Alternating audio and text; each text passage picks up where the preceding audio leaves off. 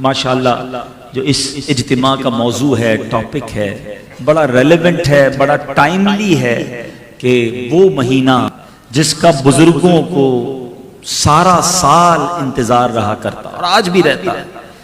احادیث میں یہ دعا موجود ہے، امیر اہل سنت کو ہم دیکھتے ہیں مدنی چینل پر بار بار دعا کرتے ہیں، اللہم بلغنا رمضان، اے اللہ ہمیں رمضان سے ملا دے، ہمیں رمضان عطا کرنا، ہم محروم نہ رہ جائیں۔ ایوری بڈی گویا بزرگوں میں، نیک لوگوں میں شوق ہے رمضان کا، اور کیوں نہ شوق ہو، جس مہینے کے بارے میں میرے آقا فرماتے ہیں اگر میری امت کو پتا ہوتا رمضان کیا ہے تو وہ تمنا کرتے کہ سارا سال رمضان ہوتا۔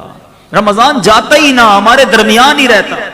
مولا علی کرم اللہ تعالی وجہ الکریم سے پوچھئے، بڑی پیاری منقبت مجھ سے پہلے شیر خدا کی پڑھی جا رہی تھی، کیا شاندار فرمان ہے۔ مولا علی فرماتے ہیں اگر اللہ کو اس امت کو عذاب دینا ہوتا تو اس امت کو رمضان اور سورہ اخلاص نہ عطا فرماتا۔ یہ دو چیزیں دی اسی لیے کہ بخشے جائیں، مگر تھامے بھی تو صحیح نا، پکڑے بھی تو صحیح نا، حاصل بھی تو کریں برکتیں۔ یعنی ہمارے اسلاف پریپیئر ہوتے، رجب، علامہ صفوری سے پوچھو، وہ اس یعنی رجب سے پریپریشن بتا رہے ہیں کہ رجب بیج بونے کا مہینہ ہے، شعبان ان بیجوں پر پانی ڈالنے کا مہینہ ہے، اور رمضان فصل کاٹنے کا مہینہ ہے۔ گویا فرام دا رجب you start your preparation for Ramzan. آپ رجب سے تیاری شروع کریں رمضان کی کہ پہلے عبادت کا بیج بوئیں، شعبان میں آنسو بہائیں، اس کو پانی ڈالیں تاکہ رمضان میں رحمت کی فصل کاٹیں۔ ہمارے صحابہ کرام کیا کرتے تھے؟ رمضان سے پہلے جو قاضی ہوتے تھے وہ فیصلے کرتے، جس کو رہا کرنا ہوتا رہا کرتے، جس کو سزا سنانی تو سزا سناتے، مقدموں کو سمیٹنا شروع کر دیتے۔ کاروباری لوگ کیا کرتے؟ جناب جو لین دین ہوتا وہ لے لیتے، دینا ہوتا دے دیتے، زکوٰۃ کا حساب کرتے، زکوٰۃ نکالتے۔ رمضان کا چاند نظر آتا، غسل کرتے اور مسجد میں بیٹھ جاتے۔ بس اب رحمت کا مہینہ آ گیا۔ ایک وہ پریپریشن ہے، مگر آج میرے بھائی بھی بیٹھے ہیں، پردے میں اسلامی بہنیں بھی ہیں، سوشل میڈیا پر بھی یہ سنا جا رہا ہوگا، ہم اپنے آپ سے پوچھتے ہیں کہ ہم سب نے کیا تیاری کی ہے، ہم اس مہینے کے لیے کیا پریپریشن کر رہے ہیں۔ ابھی 2-4-6 دن بعد چاند نظر آ جائے گا، مگر ہم نے کوئی اسپیشل تیاری کی ہے؟ ہاں تیاریاں ہو رہی ہیں، جتنے سپر اسٹور ہیں وہاں اسٹاک جمع ہو رہا ہوگا، راشن کا سامان آ رہا ہوگا، گھر والوں نے بھی لسٹیں بنانا شروع کر دی ہوں گی کہ آپ کو دے دیں گے جناب کہ جا کر یہ سموسے پکوڑے کا سامان، یہ شربت، یہ فروٹ چاٹ ہے، فروٹ والوں نے اپنے اسٹور بھرنا شروع کر دیے ہوں گے۔ یعنی پریپریشن دیکھیے کیا ہو رہی ہے رمضان کی۔ تھوڑے دنوں کے بعد اب تو سائن بورڈ ختم ہو گئے، ورنہ کراچی کی سڑکوں پر بورڈ لگ چکے ہوتے، افطار اسکیم، سحری اسکیم، فلاں ہوٹل کا یہ ریٹ ہے، فلاں ہوٹل کا یہ پیکج ہے، آل یو کین ایٹ کا یہ ہے۔ اچھا نوجوانوں نے پلان کیا بنانا شروع کیا ہوگا کہ رات کو نائٹ ٹورنامنٹ کدھر ہوں گے، کدھر جا کر کرکٹ کھیلنی ہے، رات کدھر گزارنی ہے۔ یعنی مجھے یہ بتائیے کہ اگر ایک ان نون، ایک غیر مسلم بندہ نکلے اور کہے کہ یار ہولی منتھ ہے مسلمانوں کا رمضان، دیکھو ان کی پریپریشن کیا ہے، تو وہ کسی سپر اسٹور کے پاس سے نکلے تو وہاں لائن لگی ہوئی ہو، باہر پکوڑے سموسے کے سٹال لگے ہوئے ہوں، آگے جائے تو ہوٹل میں اسکیمیں لگی ہوئی ہوں، شاپنگ سینٹر والوں نے اپنے پلان کیے ہوئے ہوں۔ اب ہمارے کئی بھائی جن کے کپڑے کی دکانیں یا سپر اسٹور، یہ بوتیکس وغیرہ یا جو بھی ہیں، انہوں نے کیا پلان بنانا ہوتا ہے، 5-6 دن تراویح پڑھ لو، اس کے بعد رات ساری پھر ہم نے بازار میں گزارنی ہے۔ عام عوام نے پلان کیا کیا ہے، 10-15 دن کے بعد پھر روزانہ شاپنگ کرنے جانا ہے۔ مجھے یہ بتائیے ان تمام چیزوں میں عبادت ٹائم کہاں ہے؟ عبادت اسکیم کدھر ہے؟ قرآن اسکیم کہاں ہے؟ تلاوت کدھر ہے؟ مغفرت کے لیے دعائیں کدھر ہیں؟ گر گڑانا کدھر ہے؟ انڈرسٹینڈ کیجئے، رمضان فوڈ فیسٹیول نہیں ہے۔ رمضان اس لیے تھوڑی آ رہا ہے کہ اس رمضان میں کیا کھانا ہے، کیا پکانا ہے۔ یعنی ہر کسی کو اگر رمضان کی فکر ہے تو یا تو کھانے پکانے کی ہے یا کپڑے بنانے کی، عید کی تیاری بھی تو کرنی ہے۔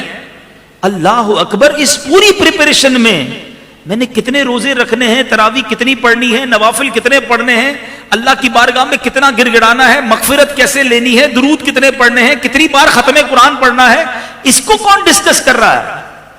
آج یہ استقبال رمضان بڑا شاندار ٹاپک مجھے حافظ صاحب نے دیا۔ یہ الارم ہم سب کو اپنے اندر بجانا ہوگا، اپنے اندر یہ اپنے آپ کو جگانا ہوگا۔ ہم وہ دعا بھول گئے؟ کونین کے والی صلی اللہ تعالی علیہ وسلم نے ایک بار ایک ممبر پر قدم مبارک رکھا اور آمین کہا، اور صحابہ کرام بھی کمال کے لوگ تھے. جب بھی کوئی ان یوزول غیر معمولی چیز نبی پاک میں دیکھتے تو سوال کر لیا کرتے تھے. انہوں نے سوال کیا, کام ہمارا بن گیا, ہمیں جواب مل گیا. صحابہ کرام نے عرض کی حضور آپ نے آمین کیوں کہا؟ حدیث طویل ہے, میں ایک جز سنا رہا ہوں. اللہ کے حبیب نے کہا جبریل امین میرے پاس آئے اور جبریل امین نے آ کے دعا کی کہ حدیث کا مضمون ہے وہ شخص ہلاک ہو جائے, بدبخت اور برباد ہو جائے جو رمضان کو پائے اور اپنی مغفرت نہ کروا سکے. اور نبی پاک کہتے ہیں میں نے اس دعا پر آمین کہی ہے. ایسا لگتا ہے امت یہ دعا بھول چکی ہے. دعا کرنے والا فرشتوں کا سردار. ٹرائی ٹو انڈرسٹینڈ, اس دعا کی امپورٹنس سمجھو. دعا کون کر رہا ہے؟ فرشتوں کا سردار روح الامین. اور دعا پر آمین کون کہہ رہے ہیں؟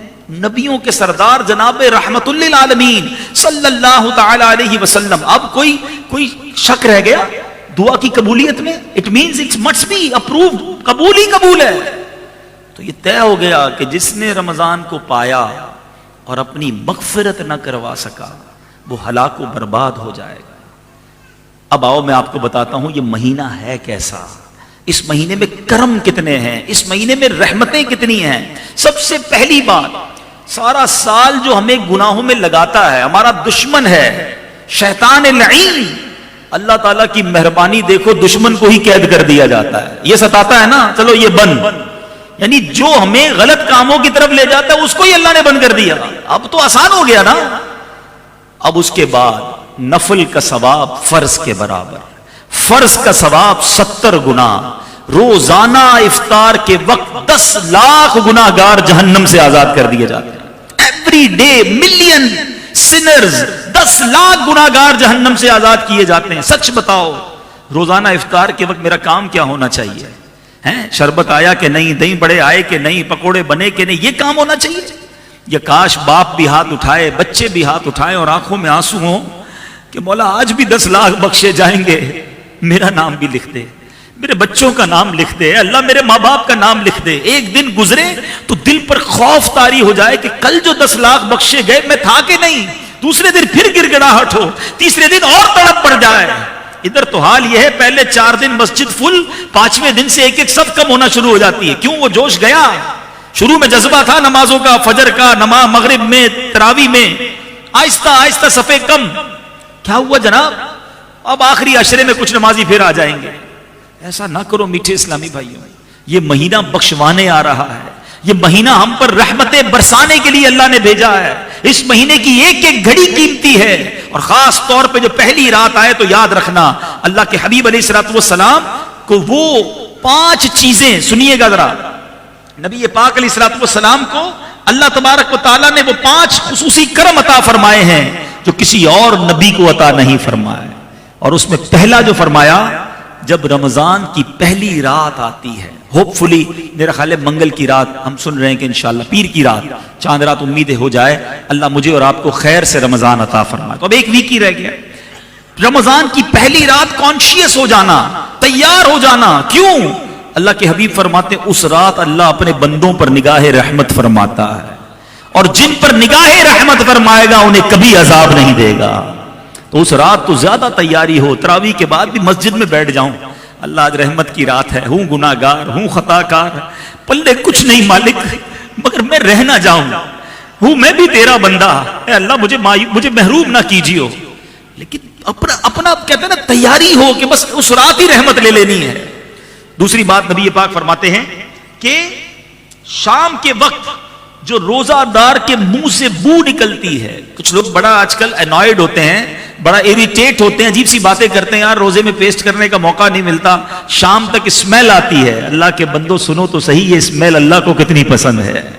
اللہ کے حبیب فرماتے ہیں جب روزہ دار کے منہ سے شام کو بو نکلتی ہے, اللہ تعالیٰ کے نزدیک مشک کی خوشبو سے زیادہ پسندیدہ. تیسری بات اللہ کے حبیب فرماتے ہیں فرشتے ہر رات اور دن ان کے لیے مغفرت کی دعا کرتے رہتے ہیں. نمبر 4, اللہ تعالیٰ جنت کو حکم فرماتا ہے کہ میرے نیک بندوں کے لیے آراستہ ہو جا, سجائی جاتی ہے جنت, اور فرماتا ہے ان قریب وہ دنیا کی مشقت میں وہاں سے آ کر میرے گھر میں آرام اور راحت پائیں گے. روزہ داروں تمہارے لیے جنت سجائی جائے گی، ہیں اللہ کے نیک بندوں کے لیے جنت پریپیئر کی جاتی ہے۔ اور پانچویں بات نبی پاک فرماتے جب ماہ رمضان کی آخری رات آتی ہے، آج یہ بات بھی سیکھ کر جاؤ، ابھی پتہ نہیں رمضان میں پھر آپ سب سے ملاقات ہو سکے نہ ہو سکے، ابھی سے مدنی پھول لے جاؤ۔ شیطان ایسا مردود ہے، پورا مہینہ بند رہتا ہے، جیسے ہی عید کا چاند نظر آتا ہے ایسا لگتا ہے سارے لوگ اس کے استقبال کے لیے نکل کھڑے ہیں کہ بھائی تو ایک مہینہ بند تھا، اب تجھے راضی کرنا ہے۔ عشاء کی مغرب میں چاند نظر آیا، عشاء کی نماز میں مسجد خالی، ارے بھائی عشاء فرض تھی، رمضان چلا گیا، مسلمان کدھر گئے؟ اور وہ رات جو طوفان بدتمیزی برپا ہوتا ہے، کیا سی سائڈ، کیا شاپنگ سینٹر، کیا عورت مرد کا اختلاط، فلمیں ڈراموں کی ٹکٹیں بک ہو رہی ہیں، یہ رات کیسی ہے سنو۔ اللہ کے حبیب فرماتے جب ماہ رمضان کی آخری رات آتی ہے اللہ سب کی مغفرت فرما دیتا ہے۔ قوم میں سے ایک شخص نے اٹھ کر عرض کی یا رسول اللہ کیا یہ لیلۃ القدر ہے؟ فرمایا نہیں، کیا تم دیکھتے نہیں کہ جب مزدور اپنی مزدوری سے فارغ ہو جاتے ہیں تو انہیں اجرت دے دی جاتی ہے۔ اجرت ملنے کی رات رمضان کی آخری رات کو کہا گیا، مگر آج رمضان کی عام راتوں میں بھی اور پھر خاص طور پہ عید کی رات کتنے گناہ کیے جاتے ہیں۔ جو میرے بھائی، میں یہاں پر کچھ اور باتیں بھی عرض کرنا چاہتا ہوں۔ بعض لوگ بدقسمتی سے رمضان میں بھی جھوٹ بولتے ہیں، رمضان میں بھی بد نگاہی کرتے ہیں، رمضان میں بھی کسی کا دل دکھاتے ہیں۔ حرام کمانے والے رمضان میں بھی باز نہیں آتے۔ ایک تو یہ موبائل فون ایک ایسی بلا ہمارے درمیان آ گئی ہے کہ ہمیں پتہ ہی نہیں چلتا کہ یہ ہم سے کتنے گناہ کروا دیتا ہے۔ ہر میدان میں ہمیں جانا ہے، ہر چیز ہم نے دیکھنی ہے، ہر کلپ ہم نے دیکھنا ہے، ہمیں نہیں پتا کہ یہ موبائل انٹرنیٹ ہماری روحانیت، ہماری عبادت، ہمارے ذوق، ہمارے شوق کو کیسے برباد کر دیتا ہے۔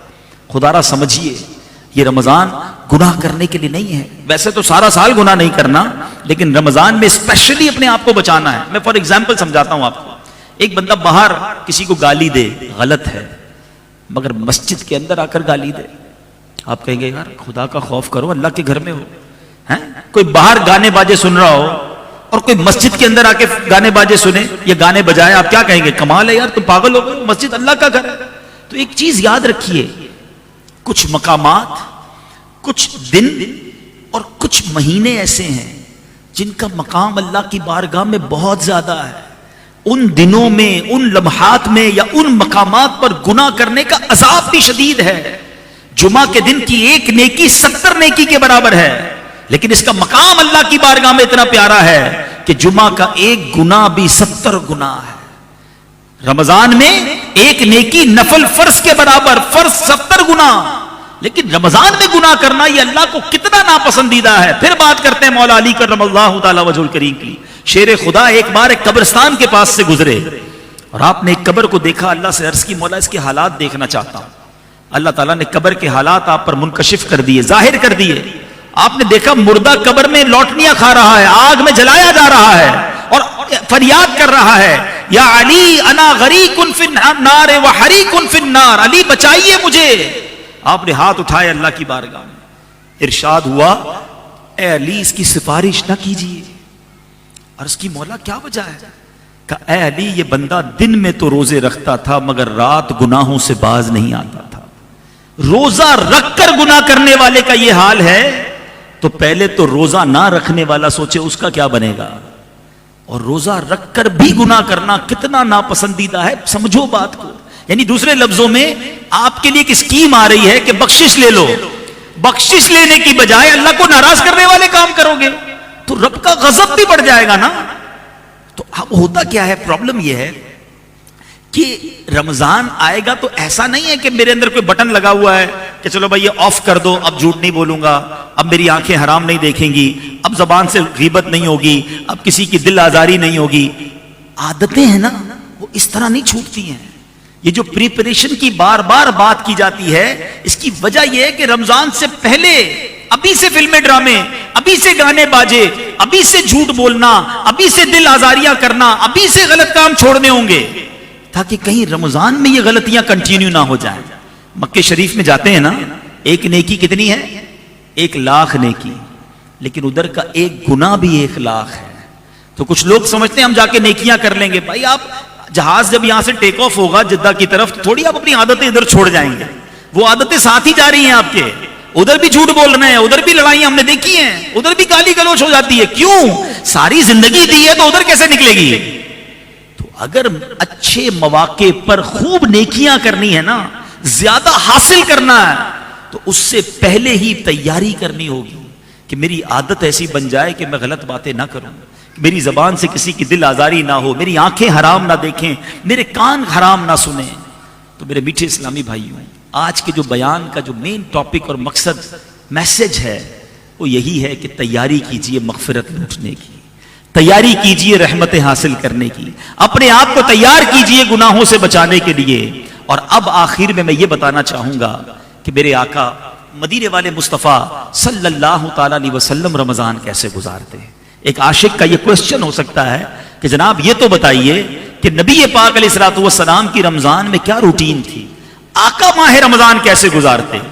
تو آقا علیہ الصلوۃ والسلام کی روٹین اگر سب سے اچھی کوئی بیان کر سکتا ہے تو ہماری امی حضور ام المومنین بیان کر سکتی ہیں. حضرت سیدہ عائشہ صدیقہ طیبہ طاہرہ رضی اللہ تعالی عنہا سے پوچھتے ہیں کہ حضور آپ بتائیے میرے آقا کی خلوتیں کیسی ہوتی تھیں, نبی پاک رمضان کی راتوں میں کرتے کیا تھے. بی بی عائشہ صدیقہ رضی اللہ تعالی عنہا نے جو فرمایا اس کا جو مضمون خلاصہ بنتا ہے, آپ کہتی جب رمضان آتا میرے آقا عبادت پر کمر بستہ ہو جاتے, بالکل تیار ہو جاتے, اور پورا مہینہ بستر منور پر تشریف نہ لاتے. سوچئے, یعنی اب بستر والا کام ختم, آرام کم.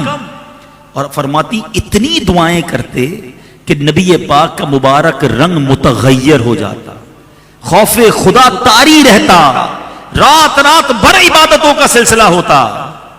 نبی پاک وہ پاک دل کے نہیں جس کو اپنا اندیشہ. میرے آقا کا تو کوئی معاذ اللہ تصور بھی نہیں نا گناہ کا, وہ تو بخشے بخشائے ہیں. ان کا حال یہ تھا کہ رمضان آتا تو بستر چھوڑ دیتے, اور ہمارا حال یہ ہے کہ رمضان آتا ہے تو زیادہ سوتے ہیں. دن میں اس لیے سوتے روزہ رکھا ہے, رات اس لیے سوتے ہیں کہ صبح روزہ رکھنا ہے. سوتے بھی زیادہ ہیں, کھاتے بھی زیادہ ہیں. کئی لوگوں کا تو رمضان کے بعد وزن بڑھ جاتا ہے. بھائی روزے رکھے تھے نہیں رکھے تھے؟ ہاں روزے تو رکھے تھے, لیکن بغیر روزوں کے 2 بار کھاتا ہوں, رمضان میں 4 بار کھاتا ہوں. تراویح کے بعد الگ کھانا, رات 2 بجے الگ کھانا, پھر سحری وہ ہمارے میمنوں میں نے روزوں بند بھی تک کرنا ہے نا, وہ بند کرنا اور کھینو ہے. ہو گیا 2 بجے سحری, لیکن وہ آخری اسپاٹ پہ بھی کچھ کھانا ہی ہے, افطار کر کے اور کھانا ہے, پورا دن بھوکا رہا تھا. تو یہ اس لیے نہیں آیا کہ ہم دیکھیے یہ طے ہے, جب آپ زیادہ کھائیں گے آپ کو زیادہ نیند آئے گی, زیادہ سستی آئے گی. بھوکے پیٹ والا شخص جو ہے وہ زیادہ چست, زیادہ عبادت کر سکتا ہے. تو ہمیں اس بار کچھ پلان کرنا ہوگا کہ یار اس بار بھی کہیں سستی میں ہی رمضان نہ گزر جائے. دوسری عادت میرے آقا علیہ الصلوۃ والسلام, میں روٹین بیان کر رہا ہوں نبی پاک کی. سرور کائنات علیہ الصلوۃ والسلام کا ایک اور شاندار کام یہ ہوتا رمضان میں کہ میرے آقا خوب تلاوت قرآن کرتے, خوب تلاوت قرآن. اور کس کے ساتھ کرتے؟ سبحان اللہ, جبریل امین حاضر ہوتے اور نبی پاک جبریل امین کے ساتھ قرآن کا دور کیا کرتے. اب ہم سوچیں کہ ہم کتنا قرآن پڑھتے ہیں. مجھے کہتے ہوئے شرم آ رہی ہے, میری بہنیں بھی ہیں, میرے بھائی بھی بیٹھے ہیں, ہم میں اب بھی کئی لوگ ایسے ہوں گے جن کو تلفظ کے ساتھ صحیح قرآن پڑھنا ہی نہیں آتا. آپ سوچو یار, نزول قرآن کا مہینہ آ رہا ہے اور مجھے قرآن ہی پڑھنا نہیں آتا ہے. کم از کم یہ کمزوری دور کریں نا. کب تک ایسا رہے گا کہ ساری زندگی گزر گئی اور قرآن پڑھنا نہیں سیکھا؟ آپ کہیں یار ذرا مشکل ہوتی ہے, عربی میں ہے نا تو میرے لیے ڈیفیکلٹ ہے. تو کیا زندگی میں سارے کام آپ نے نہیں سیکھے؟ آپ پیدا ہوئے تو آپ کو انگریزی نہیں آتی تھی, آپ اسکول گئے, آپ نے وہاں بہت ساری چیزیں سیکھی, آگے ضرورت پڑی تو ڈرائیونگ سیکھی, اکاؤنٹ سیکھا, انٹرنیشنل ٹریول کرنا تھا تو ٹریول کے قوانین سیکھے, کئی موبائل کے آپشنز آپ کو نہیں پتا تھے وہ آپ نے سیکھے. کوئی اکاؤنٹنٹ بیٹھا ہوگا, کوئی جناب کوئی اور ٹیکنیکل کام کرنے والا بیٹھا ہوگا, سب تو سیکھا آپ نے. اس کی وجہ کیا تھی کہ جو زندگی میں پریورٹی آتی گئی, اہمیت سمجھتے گئے, وہ سیکھتے گئے. قرآن کو کبھی اہمیت دی نہیں, اس کو پریورٹی دی نہیں کہ مسلمان ہوتے ہوئے مجھے قرآن آنا چاہیے. شرم آنی چاہیے اپنے آپ سے کہ میں مسلمان کہلانے والا, مجھے قرآن پڑھنا نہیں آتا. جب پڑھنا نہیں آتا تو سمجھیں گے کیسے آپ؟ حالانکہ یہ اللہ کا پیغام ہے, مومنوں کے نام ہے, یہ وہ میسج ہے جو ہر مسلمان کو پتا ہونا چاہیے کہ میرے رب نے مجھ سے قرآن میں کیا بات کی ہے. مگر آج بہت بڑی تعداد کو قرآن کی سورتوں کے نام بھی نہیں پتا ہے. ان کو یہ بھی نہیں پتا ہے کہ سورہ بقرہ کو سورہ بقرہ کیوں کہتے ہیں, سورہ آل عمران کو آل عمران کیوں کہتے ہیں, اس میں ہے کیا. مولوی صاحب سناتے ہیں تراویح، وہ بھی سب سے فاسٹ والی تراویح چاہیے، بس ادھر جا کے نماز پڑھ لیں، 4-5 دن میں تراویح پوری ہو جائے، پھر ایسے بھاگتے ہیں. یعنی دیکھو کچھ چیزیں زبان سے کہی جاتی ہیں اور کچھ ایٹیٹیوڈ سے پتہ چل جاتی ہیں. یعنی میرا اور آپ کا قرآن سے تعلق کیسا ہے ہم کہتے نہیں ہیں، لیکن فیل یہ کرواتے ہیں کہ جان چھوٹ جائے، 5-7 دن میں تراویح پوری ہو جائے، بس ختم بھائی، اب کیا کرنا ہے. کیوں اتنی بے اعتنائی قرآن سے؟ ہونا کیا چاہیے کہ جی چاہے قاری صاحب قرآن پڑھتے رہیں اور میں سنتا رہوں، میرے رب کا کلام پڑھا جا رہا ہے، آنسو بہتے رہیں. واللہ جس دن قرآن سمجھ آنے لگ گیا نا اور صحیح قاری مل گیا، آپ کا جی نہیں چاہے گا یہ قاری صاحب رکوع میں جائیں، آپ کا جی چاہے گا یہ پڑھتے رہیں، میری رب کی باتیں بتاتے رہیں. لیکن پرابلم بھی یہی ہے، قرآن سیکھنے کا ذہن ہی نہیں ہے. خدا را آج کے اس پروگرام میں، اس محفل میں یہ نیت کر کے جاؤ کہ آج کے بعد میرا کوئی دن نہیں گزرے گا جس دن میں قرآن نہ پڑھوں. روزانہ کچھ نہ کچھ. بڑا پیارا مدنی انعام امیر اہل سنت جو ہے نا وہ کمال کی شخصیت ہے، وہ بڑا آسان فارمولہ دیتے ہیں. انہوں نے وہ فرماتے روزانہ کم از کم 3 آیتیں قرآن کی تلاوت کر لو، ترجمہ کر لو، پڑھ لو اور تفسیر پڑھ لو. 3 کر کے بھی آہستہ آہستہ قرآن پورا ہو جائے گا. طالب علم تو بن جاؤ نا، راستے پہ چلنے والے تو بن جاؤ. مگر آج حال یہ ہے اتنے سارے مذہبی لوگ بیٹھے ہیں، شرم آتی ہے بات کرتے ہوئے، لیکن ہم اپنوں سے بات نہیں کریں گے تو کس سے کریں گے؟ کہ اگر آج میں سب سے پوچھوں کہ بتائیے آپ نے last Facebook online کب کیا تھا، تو کوئی کہے گا حضرت میرا تو ابھی بھی آن لائن ہی ہے، یا تھوڑی دیر پہلے تک تو آن لائن تھا. اچھا واٹس ایپ کب کیا تھا؟ واٹس ایپ آدھا گھنٹہ پہلے آن لائن تھا. ٹویٹر کب کیا تھا؟ 2-3 گھنٹے پہلے کیا تھا. فلاں سافٹ ویئر صبح آج صبح کیا تھا. قرآن کب آن لائن کیا تھا؟ لاسٹ رمضان میں. اب کب ارادہ ہے؟ اگلے رمضان میں. سوچئے ایک سافٹ ویئر کئی بار آن لائن کرتے ہو روزانہ، قرآن آن لائن نہیں ہوتا. آپ کو پتا ہے جب میں اور آپ قبر میں جائیں گے نا، یہ سارے سافٹ ویئر آف لائن ہو جائیں گے، قرآن قبر میں بھی آن لائن ہوگا. قرآن قبر میں نور بنے گا، قرآن قبر میں شفاعت کرے گا. جو چیز میرے ساتھ قبر میں جانے والی ہے میں اس کو چھوڑ کر دنیا کے دیگر کاموں میں لگا ہوا ہوں. خدا را میرے آقا کا یہ معمول تھا کہ وہ رمضان میں خوب قرآن کا دور کرتے. آج ایک نیت کر لو میٹھے اسلامی بھائیو، دعوت اسلامی نے کتنی سہولت دے دی ہے. رات کو مدرسے الگ لگا دیے، بچوں کے دن میں مدرسے الگ لگا دیے، آن لائن مدرسے الگ کھول دیے. آپ رات دیر سے فارغ ہوتے ہیں، رات 12-1 بجے آپ آن لائن قرآن پڑھنا شروع کر دیں. ایٹ لیسٹ یہ سیٹسفیکیشن تو ہو کہ میں قرآن صحیح پڑھ سکتا ہوں. حدیث پاک کتنی خوبصورت ہے، خیرکم من تعلم القرآن وعلمہ. تم میں بہترین وہ ہے جو قرآن سیکھے اور دوسروں کو سکھائے. نیت کر لو آج سے قرآن سے پکی دوستی کریں گے انشاءاللہ. روزانہ کچھ نہ کچھ قرآن پڑھیں گے. ماشاءاللہ کئی بچے مجھے ایسے نظر آ رہے ہیں جن کو قرآن پڑھنا آتا ہے، حافظ بھی ہوں گے. تو بیٹا آپ قرآن پڑھائیں، آپ کو قرآن پڑھنا آتا ہے، بہت اچھا کام ہے. آپ نعت خوانی کرتے ہیں، بڑی کمال کی بات ہے. مگر قرآن کے نور کو بھی پھیلائیں. کسی کو بٹھائیں، کسی کی نماز درست کر دیں کہ آپ نماز میں جو قرآن پڑھتے ذرا سنائیں مجھے، اس کا تلفظ ٹھیک کرا دیں. زندگی بھر وہ صحیح نماز پڑھے گا، تمہیں قیامت تک ثواب ملے گا. یہ وہ کام ہے ملٹیپلیکیشن کے جو ہمیں کرنے ہیں. اب نبی پاک کا ایک اور معمول، اپنے بیان کو اب اختتام کی طرف لاتا ہوں. پیارے آقا کا ایک اور کام رمضان میں کیا تھا؟ میرے آقا مدینے والے مصطفیٰ اتنی، ویسے ہی میرے آقا سے بڑا سخی کون ہے؟ واہ کیا جود و کرم ہے شہ بطحا تیرا، نہیں سنتا ہی نہیں مانگنے والا تیرا. مگر صحابہ کہتے ہیں جب رمضان آتا نا، جیسے تیز آندھی چلتی ہے، میرے آقا کا دریائے سخاوت اس سے بھی زیادہ تیز چلتا تھا. ہر سائل کو عطا فرماتے، ہر مانگنے والے کو عطا فرماتے، بس کرم کے دریا بہاتے تھے. تو رمضان میں ہمیں بھی یہ کام کرنا ہے کہ خوب سخاوت کریں، خوب اللہ کی راہ میں خرچ کریں. سب سے پہلے تو اپنی پوری زکوٰۃ. آج کل یہ بڑا پرابلم عام ہوتا جا رہا ہے. یہ بھی کہتے ہوئے جس کو کہتے ہیں نا کہ مزہ نہیں آ رہا، کہ بڑی تعداد میں مسلمان اب پوری زکوٰۃ نہیں نکالتے. یا تو زکوٰۃ کی کیلکولیشن صحیح نہیں کرتے، یا اب زکوٰۃ نکالنا بوجھ فیل کر رہے ہیں. جیسے جیسے بے عملی بڑھتی جا رہی ہے، ایسے ایسے زکوٰۃ سے بھی بندہ دور ہوتا جا رہا ہے. یاد رکھنا میٹھے اسلامی بھائیوں، یہ مال کا میل ہے. یہ میل آپ نے نکالا نہیں تو یہ پورے مال کو میلا کر دے گا، برباد کر دے گا، عذاب ہو جائے گا یہ مال. پوری زکوٰۃ نکالیں. خود حساب نہ کریں، کسی عالم دین کے ساتھ بیٹھیں کہ حضرت یہ میرا سرمایہ ہے، بتائیں میری زکوٰۃ کتنی بنتی ہے. تھوڑے زیادہ نکال دینا، کہیں ایسا نہ ہو کہ زکوٰۃ کمی ہو جائے. جو لوگ سوچتے ہیں یار 10 لاکھ روپے زکوٰۃ دینی پڑے گی، جس کی لاکھوں میں ہوتی ہے نا زکوٰۃ، اس کو بڑی ٹینشن ہو جاتی ہے. وہ 10 لاکھ زکات دینے والا کیوں نہیں سوچتا کہ اللہ نے 4 کروڑ دیے ہیں تو 10 لاکھ بنی ہے نا؟ زکات دے کر تو شکر ادا کرنا چاہیے کہ مالک تیری مہربانی، تو نے دینے والا بنایا، مانگنے والا نہیں بنایا۔ مگر آج دینے والا پراؤڈ فیل کرتا ہے، میں دیتا ہوں، میں چندہ دیتا ہوں، مسجد والوں کو میں دیتا ہوں، مدرسے والوں کو میں دیتا ہوں، میں غریب کی شادی کر، میں کیا کر رہے ہو؟ اللہ نے تمہیں دیا ہے تو تم دے رہے ہو۔ میں بھی مانگنے والا ہو سکتا تھا، یاد رکھنا۔ جب کسی کو زکات دو نا، ساتھ سجدہ شکر بھی ادا کرو کہ مالک تیری مہربانی، مانگنے والا نہیں دینے والا بنایا۔